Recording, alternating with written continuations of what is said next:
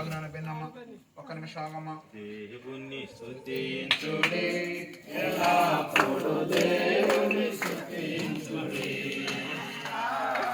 దేవుని స్తుతించుడి ఎల్లప్పుడూ దేవుని స్తుతించుడి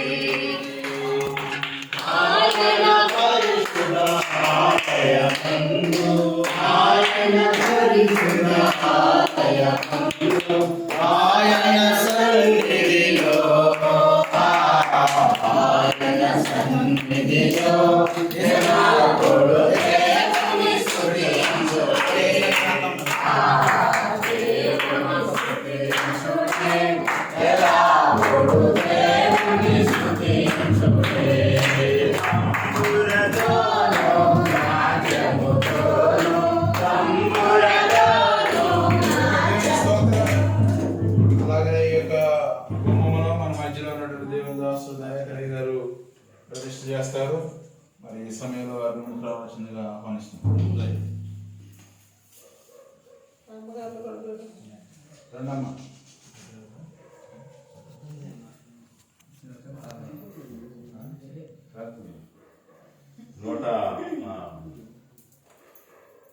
మత్తయి సువార్త 10వ అధ్యాయము 12వ వచనాన్ని ఒకసారి చిన్న మాట ధ్యానం చేసుకుందాం.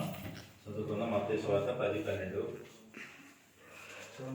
ఆ ఇంటిలో ప్రవేశించుచు ఇంటి వారికి శుభమని చెప్పుడు.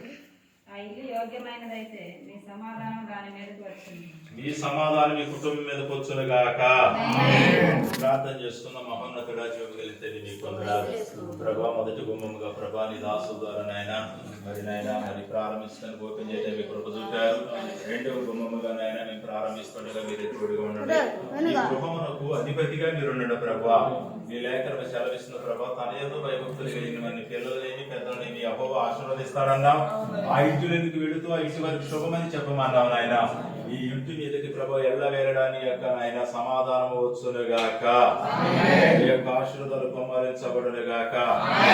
ఏ ప్రభు సహాయం చేసి బలపరచమని యేసయ్య పరిశుద్ధ నామములో ప్రార్థిస్తూ ఉన్నాము తండ్రి.